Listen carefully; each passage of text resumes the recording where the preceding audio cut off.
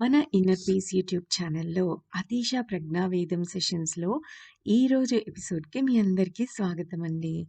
ఈరోజు అతీష ప్రజ్ఞావేదంలో మనం డిస్కస్ చేసుకునే టాపిక్ ఏంటి అంటే ప్రాచీన యాత్రికులం మనం అని.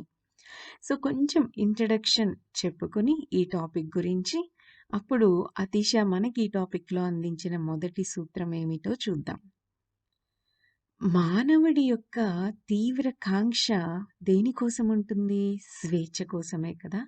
అయితే ఓషో ఏమంటారంటే, మానవుడే స్వేచ్ఛాకాంక్ష. మానవ చైతన్యపు ఆవశ్యక కేంద్రాంశం స్వేచ్ఛే అంటారు. ఆ చైతన్యాన్ని, మానవుని యొక్క చైతన్యాన్ని, ఆ స్వేచ్ఛ అనే చైతన్యాన్ని ప్రేమ అనేది ఆవరించి ఉంటూ దాని కేంద్రాన్ని స్వేచ్ఛ ఆక్రమిస్తుంది. సో ఈ రెండు సిద్ధించినప్పుడు అంటే ప్రేమ, స్వేచ్ఛ ఈ రెండు మనకు కలిగినప్పుడు జీవితానికి ఏ అనుతాపము ఉండదు. ఈ రెండు చెరో మాట అంటే విడివిడిగా మనకి సిద్ధిస్తాయి అని అనుకోవడానికి లేదు. ఈ రెండు ఒకేసారి స్వేచ్ఛ, ప్రేమ అనేవి నిజమైన ప్రేమ, చక్కటి స్వేచ్ఛ ఈ రెండు మానవుడికి ఒకేసారి ఏకకాలంలో సిద్ధిస్తాయి. స్వేచ్ఛను వదిలిపెట్టి మానవులు ప్రేమను పండించుకునేందుకు ప్రయత్నిస్తూ ఉంటారు. అలాంటప్పుడు ప్రేమ ఏమవుతుంది? మరింత ఎక్కువ దైన్యాన్ని అంటే బాధల్ని, మరింత బంధాన్నే సృష్టిస్తూ ఉంటుంది. స్వేచ్ఛ లేకుండా ప్రేమను ఒక్కదాన్నే పండించుకోవడానికి ప్రయత్నం చేస్తున్నప్పుడు మనకు మరింత దైన్యాన్ని, బంధాన్ని ఆ ప్రేమ సృష్టిస్తుంది. అప్పుడు ఆ ప్రేమ మనం ఊహించినట్లుగా ఉండకుండా దానికి సరిగ్గా ఆపోజిట్‌గానే పరిణమిస్తూ ఉంటుంది. ఆశయాలన్నీ కుప్పకూలిపోతాయి. అన్ని ఆశలు భగ్నమైపోతాయి. జీవితం బీడుపడ్డ భూమిలా తయారవుతుంది. అది జీవితం ఎలా ఉంటుందంటే చీకటిలో మనం వెతుక్కుంటున్నట్టు ఉంటుంది. మనం తెరవవలసిన ఆ తలుపు, ఆ మహాద్వారం ఎప్పటికీ కనిపించకుండా వెతుక్కుంటూ ఉంటున్నట్టే ఉంటుందన్నమాట మన జీవితం. ఎప్పుడలా ఉంటుంది? స్వేచ్ఛను వదిలిపెట్టి ప్రేమను మాత్రమే పండించుకునేందుకు ప్రయత్నం చేసినప్పుడు. స్వేచ్ఛ లేని ప్రేమ సహజంగా స్వార్థభూయిష్టంగానే తయారవుతుంది. స్వార్థం మనలో ప్రవేశించిన తక్షణం మరొకరిని బంధంలో ఇరికిస్తాం. మనము బంధంలో ఇరుక్కుపోతాం. ఎందుకు అంటే ఇంకొకరు మనకు ఆధీనులు కావాలి అంటే మనం ముందుగా వారికి ఆధీనులు కావాల్సి వస్తుంది కదా! మరొకరిని మనం సొంతం చేసుకోవాలనుకుంటే మనమే వారికి సొంతమై తీరాల్సిందే కదా మరి. మరొకరిని మనం బానిసగా చేసుకోవాలనుకుంటే మనమే వారికి బానిసగా తయారవ్వాల్సి వస్తుంది. మరొకరికి మనం ఏం చేస్తామో అదే మనకు జరుగుతుంది. స్వేచ్ఛ లేని ప్రేమ సాఫల్యం కాదనే మౌలిక సూత్రాన్ని ఇక్కడ మనం గుర్తుపెట్టుకోవాలి. దీనికి విరుద్ధమైన దాన్ని అంటే ప్రేమ లేని స్వేచ్ఛను, ఇలా ప్రేమ లేని స్వేచ్ఛను సాధించేందుకు చాలామంది ప్రయత్నాలు చేశారు. వీరే సన్యాసులు, పలాయనం చిత్తగిస్తున్నవారు, ప్రపంచాన్ని త్యజించిన వాళ్ళు అన్నమాట. ప్రేమ లేని స్వేచ్ఛ దీన్ని సాధించేందుకు చాలామంది ప్రయత్నాలు చేశారు. అలా ప్రయత్నాలు చేసిన వాళ్ళని మనం ఏమని అంటాం? సన్యాసులు అంటాం. పలాయనం చిత్తగిస్తున్నారు వారు అంటాం. ప్రపంచాన్ని త్యజించిన వాళ్ళన్నమాట వాళ్ళు. ప్రేమంటే వీళ్ళకు భయం. ప్రేమ వల్ల ఒక బంధం పుట్టుకొస్తోందన్న భయం అనేది ఉంటుంది వాళ్ళకి. ఆ భయంతోనే వాళ్ళు ప్రేమ ప్రవహించే, పెరిగే, సంభవించే అన్ని పరిస్థితులను పరిత్యజించేస్తారు, వదిలేస్తారు. ఏకాంతంలోకి పారిపోతున్నారు. కానీ ఆ ఏకాంతంలో వారు ఏకాంతంగా ఉండరు. ఒంటరి వారుగానే ఉంటారు. ఆ ఒంటరితనం ఓ విరుద్ధమైన స్వభావం కదా! అత్యంత శూన్యతతో దుఃఖపూర్ణమై ఉంటుంది ఆ ఒంటరితనం. ఓ మనిషి ఒంటరివాడుగా ఉండవచ్చు కానీ, ఏకాంతం మాత్రం అతడికి ప్రాప్తించదు అని ఖచ్చితంగా చెప్తున్నారు ఓషో. ఒంటరితనం అనేది భౌతికానికి సంబంధించినది. ఏకాంతం అనేది పరమార్థానికి సంబంధించినది. తెలిసిందా ఆ డిఫరెన్స్? సో, ఒంటరితనం అనుభవించేవారు ప్రే వారికి ప్రేమ అంటే ఏమిటో తెలియదు. ఏకాంతంగా ఉంటున్నామనుకుంటారు కానీ, అక్కడ వారు అనుభవించేది ఒంటరితనం. ఈ ఒంటరితనానికి ఏకాంతంగా ఉండటానికి డిఫరెన్స్ ఏంటి అంటే, ఒంటరితనం అన్నది భౌతికంగా సంభవించేది. ఏకాంతం అనేది పారమార్థానికి సంబంధించినది. ప్రపంచాన్ని త్యజించిన వాళ్ళు ఒంటరివారుగానే ఉంటారు కదా! బంధంలో ఇరుక్కుంటామేమో అన్న భయంతో పలాయనం చిత్తగించిని వారు ఒంటరిగానే ఉంటారు. కానీ ప్రపంచం మనల్ని భయకంపితుల్ని చేస్తూనే ఉంటుంది. అలాంటి వాళ్ళని ఒంటరిగా ఉన్నా ప్రపంచం వారిని భయకంపితుల్ని చేస్తూనే ఉంటుంది. ఎన్నో కోరికలు చుట్టుముట్టే ఉంటాయి. ఎన్నో లక్షల పీడకలలు వస్తూనే ఉంటాయి. వదిలిపెట్టి వచ్చేసిన విషయాలు వారిని అంత సులభంగా వదిలిపెట్టేయవు కాబట్టి, వాళ్ళు ఆ కోరికలతో చుట్టుముట్టి, ఎన్నో పీడకలలతో చుట్టుముట్టి, భయకంపితులుగా, ఒంటరిగా, ఒంటరితనాన్ని అనుభవిస్తూ ఉంటారనమాట. సో, పరిత్యజించడం అన్నది ఓ అణగద్రొక్కుకునే చర్చే తప్ప మరొకటి కాదు. నేను దీన్ని వదిలేస్తున్నాను అంటే, దాన్ని మనం వద్దు అనుకుని బలవంతంగా మనలో కోరికను లేదా మనలో కలిగే ఒక భావాన్ని అణగదొక్కుకునే పనే అవుతుందనమాట. సో, ఎంతగా మనం ఓ సంగతిని అణిచిపెట్టేయాలని అనుకుంటూ ఉంటామో, మరింతగా దాన్ని అణగద్రొక్కే ఉంచాల్సి వస్తూ ఉంటుందనమాట.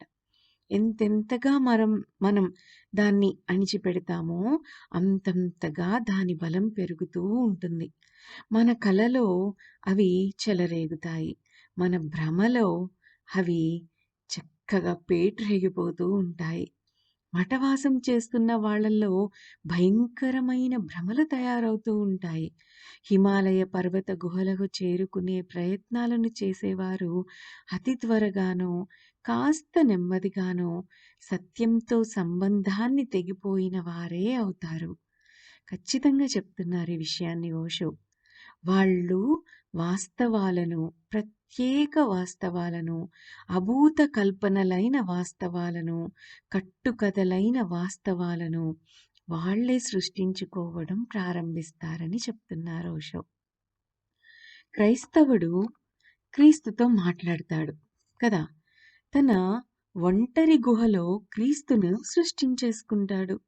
తన తోడుగా ఉండేందుకు, తను ఒంటరిగా ఉండేందుకు ఎన్నో రకాలైన భ్రమలను సృష్టించే పద్ధతులెన్నో తయారయ్యాయి. ఈ సన్యాసుల వల్ల మనల్ని మనం పస్తులు పడి ఉండేవారిగా తయారు చేసుకుంటే, ఈ భ్రమలు మరింత సులభంగా సిద్ధిస్తాయి అంటారు ఓషో. అంటే ఒంటరిగా ఓ గదిలో క్రైస్తవుడు ఉండాలి అంటే అక్కడ క్రీస్తుని సృష్టించేసుకుంటాడు. ఎందుకు? తనకి తోడుగా ఉండేందుకు. తనతో పాటు క్రీస్తు కూడా ఒంటరిగా ఉండేందుకు. ఎన్నో రకాలైన భ్రమలను సృష్టించే పద్ధతులెన్నో తయారైపోతాయి వీళ్ళకి. సో, అవన్నీ చూసి మనం పస్తులు పడి ఉండేవారిగా అంటే అలా ఒంటరిగా ఉండాలేమో, అలాగే ఉండాలేమో అని భ్రమలో మనం సులభంగా ఇరుక్కుపోతాం అంటున్నారు ఓషో. శరీరం బలహీనమైన సత్యంపై మన అదుపు తప్పిపోవడం ప్రారంభమవుతుంది కదా! తీవ్రమైన జ్వరాలతో, రుగ్మతలతో బాధపడుతున్న వారికి భ్రమలు ఏర్పడడం ప్రారంభమైపోతుంది కదా! సో, శరీరం ఎంత బలహీనంగా ఉంటే, ఈ భ్రమలు అనేవి అంత బలవంతంగా తయారైపోతూ ఉంటాయి. ఇదే సరైన సిద్ధాంతం అంటారు ఓషో. ఏమిటది? శరీరాన్ని హింసించుకోండి, శరీరాన్ని బలహీనం చేసుకోండి, శరీరాన్ని పస్తులు పెట్టండి, భ్రమలను సృష్టి భ్రమల సృష్టి సులభ సాధ్యమై తీరుతుంది అంటారు ఓషో. సో, ఇలా భ్రమలు, ఊహలు మనం సృష్టించుకోవాలి. ఆ ఊహల్లో బ్రతికేయాలి. ఆ ఊహల్ని ఎలా సృష్టించుకోవాలి అంటే, ఎప్పుడైతే మనం శరీరాన్ని హింసించుకుంటామో, శరీరాన్ని బలహీనంగా చేసుకుంటామో, శరీరాన్ని పస్తులు పెడతామో, అప్పుడు భ్రమలు అనేవి ఈజీగా సృష్టించుకోవచ్చనమాట మనం. సో, మనకు తోడుగా ఒక క్రీsto, కృష్ణుడో, బుద్ధుడో ఉండవచ్చు కదా! సో, ఎంత మహనీయుని తోడే మనకుంటుంది. కానీ అది ఒక కల్పనే కదా! ఒక భ్రమనే కదా! మనం సృష్టించుకున్న ఒక ఊహే కదా! సో, నాకు తోడుగా క్రీస్తు ఉన్నాడు. నాకు తోడుగా కృష్ణుడున్నాడు. నాకు తోడుగా బుద్ధుడున్నాడు. నాకు తోడుగా నా గురువున్నాడు అని ఇలా అనుకుంటున్నప్పుడు, ఆ తోడుగా ఉన్నవారు ఎంత మహనీయులైనా సరే, అది కేవలం మన కల్పన మాత్రమే కదా! సో, ఓ హిందువుకి క్రీస్తు కనిపించడు. అవునా? ఓ క్రైస్తవుడికి కృష్ణుడు కనిపించడు. ఎవరిని మనం నమ్ముతున్నామో వాళ్ళే కదా మనకి కనిపిస్తారు. మన నమ్మకంతో మనం సృష్టించుకున్న వారే మనకు కనిపిస్తారు. మన నమ్మకంతో మనం సృష్టించుకున్న వారే, మనం ఎవరిని నమ్ముతామో వాళ్ళే మనకు కనిపిస్తారు. మన నుంచి ప్రసరించిన భావచిత్రమూర్తులే అవన్నీ కూడా. అలాంటి భావచిత్రాలను జనసమర్థంగా ఉండే దుకాణాల వద్ద ప్రసరింపజేయగలగడం చాలా కష్టం కదా! అలాంటి చిత్రాలను ఎందరో అబద్ధాలని కొట్టి పారేస్తారు కాబట్టి. సో, మనల్ని ఒక మానసిక వైద్యుడి వద్దకు లాక్కుపోతారు. మనం అంత జనసమర్థంలో ఉండే దుకాణాల దగ్గర, ఇదిగో కృష్ణుడు నాతోనే ఉన్నాడు. ఇదిగో క్రీస్తు నాతోనే ఉన్నాడు. ఇదిగో బుద్ధుడు నాతోనే ఉన్నాడు. నాతో మాట్లాడుతున్నాడు అని ఇలా మనం మాట్లాడామనుకోండి, నువ్వు చెప్పేయన్నీ అబద్ధాలే అంటారు అక్కడ వాళ్ళు. అలాగే మనం ఇంకా ఎక్కువ చేస్తూ, మనం సృష్టించుకున్న ఆ భావచిత్రాలతో మనం మాట్లాడుతూ ఉంటే, ఇక మనల్ని ఓ మానసిక వైద్యుడి దగ్గరకు లాక్కుపోవడం జరుగుతుంది కదా! సో, మీకు పిచ్చెక్కిందని అందరూ మనల్ని ఆహ్, మన గురించి ఒక నిర్ణయానికొచ్చేస్తారు కదా! సో, అలా విఫణి వీధిలో నుంచుని క్రీస్తుతోనో, కృష్ణుడితోనో, బుద్ధుడితోనో మనం మాట్లాడడం సాగిస్తే కాసేపట్లోనే మనం పిచ్చాస్పత్రికి చేరుకుంటాం అంటారు ఓషో. కానీ హిమాలయ గుహల్లో మరెవ్వరూ ఉండరు కదా!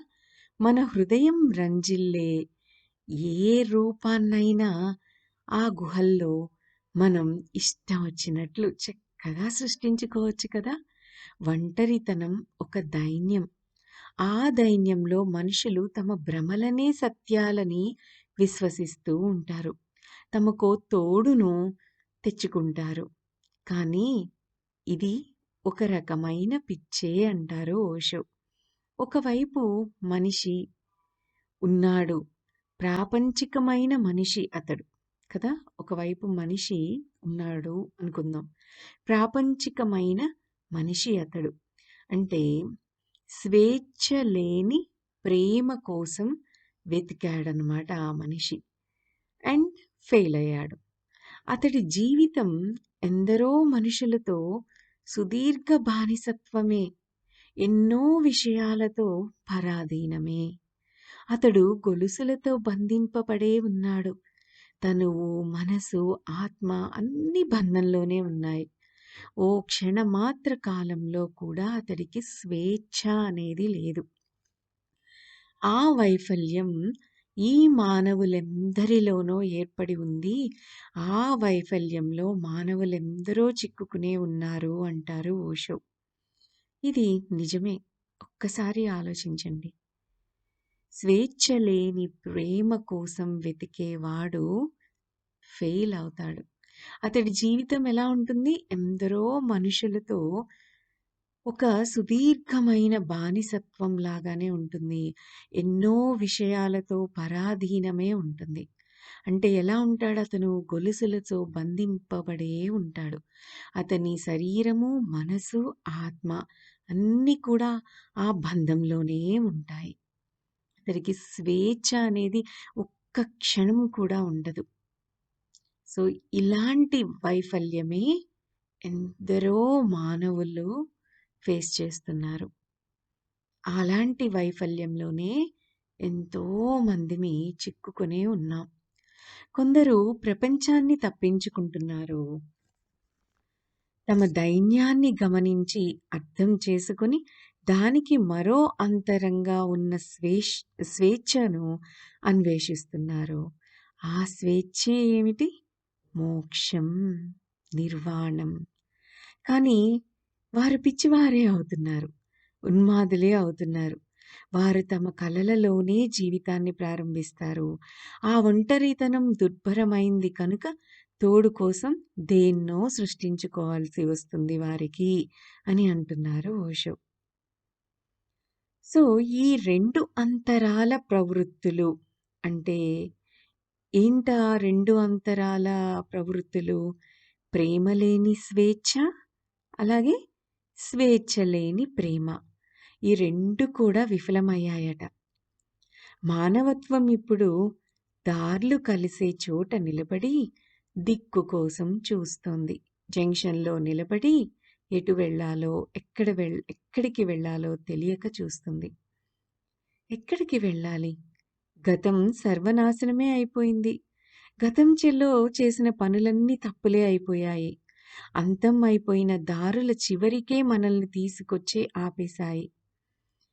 మరిప్పుడు ఎక్కడికి వెళ్ళాలి? ఏం చెయ్యాలి? దారులన్నీ కలిసిన చోటుకే మనము ఇప్పుడు వచ్చి నిలబడిపోయాం. ఏం చేయాలి?